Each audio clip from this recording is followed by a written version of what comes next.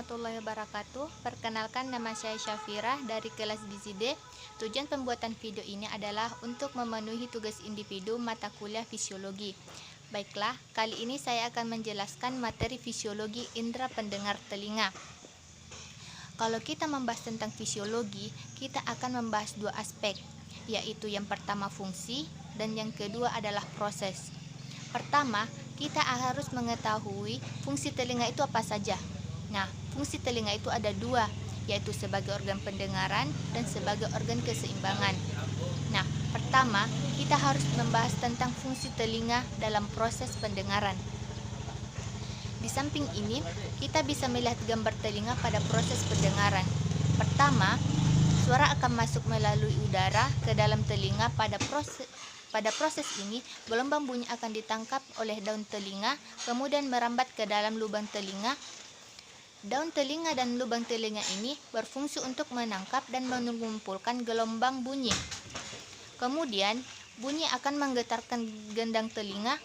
Nah, fungsi dari gendang telinga ini adalah untuk menerima rangsangan bunyi dan meneruskannya ke bagian yang lebih dalam. Setelah itu, getaran pada gelombang telinga akan menggetarkan tulang-tulang pendengaran, yaitu pertama leus atau disebut palu, infus atau disebut landasan, dan stapes atau disebut sanggurdi. Fungsi dari tulang-tulang pendengaran ini adalah untuk memperkuat getaran dan meneruskannya ke koklea.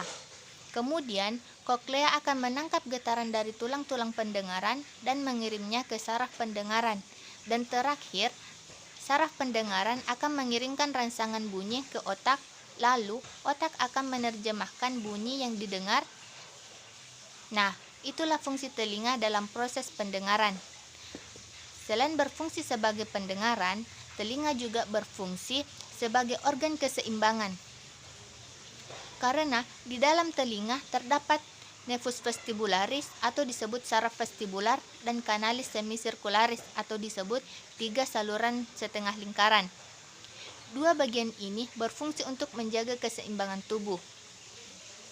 Di dalam kanalis semisirkularis atau 3 saluran setengah lingkaran, masing-masing saluran berisi cairan endolimf, dan pada salah satu ujungnya yang membesar disebut ampula, berisi reseptor keseimbangan yang disebut kristas ampularis, dan masing-masing krista terdiri dari sel-sel bersilia dan sel-sel penyangga yang keseluruhannya ditutupi oleh sebuah selaput yang disebut kupula.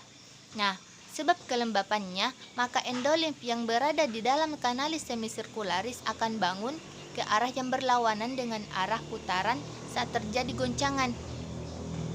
Kupula akan bergoyang dan membelokkan reseptor silia sehingga rangsangan berubah menjadi impuls sensorik, kemudian disampaikan ke pusat keseimbangan di otak. Contohnya, apabila kita didorong ke suatu sisi, itu akan cenderung miring ke arah lain, berlawanan. Contohnya, apabila kita didorong ke suatu sisi, kepala kita itu akan cenderung miring ke arah yang berlawanan dengan arah badan yang didorong. Nah, guna mempertahankan keseimbangan dan mengatur berat badan serta mempertahankan posisi berdiri dan dapat menghindarkan jatuhnya badan, maka perubahan kedudukan cairan dalam saluran semisirkularis inilah yang akan merangsang impuls yang segera dijawab oleh badan berupa gerak refleks guna memindahkan berat badan serta mempertahankan keseimbangan. Itulah fungsi telinga sebagai organ keseimbangan. Demikianlah presentasi saya mengenai fisiologi indera pendengar telinga. Kurang dan lebihnya mohon dimaafkan. Saya akhiri dengan ucapan wassalamualaikum warahmatullahi wabarakatuh.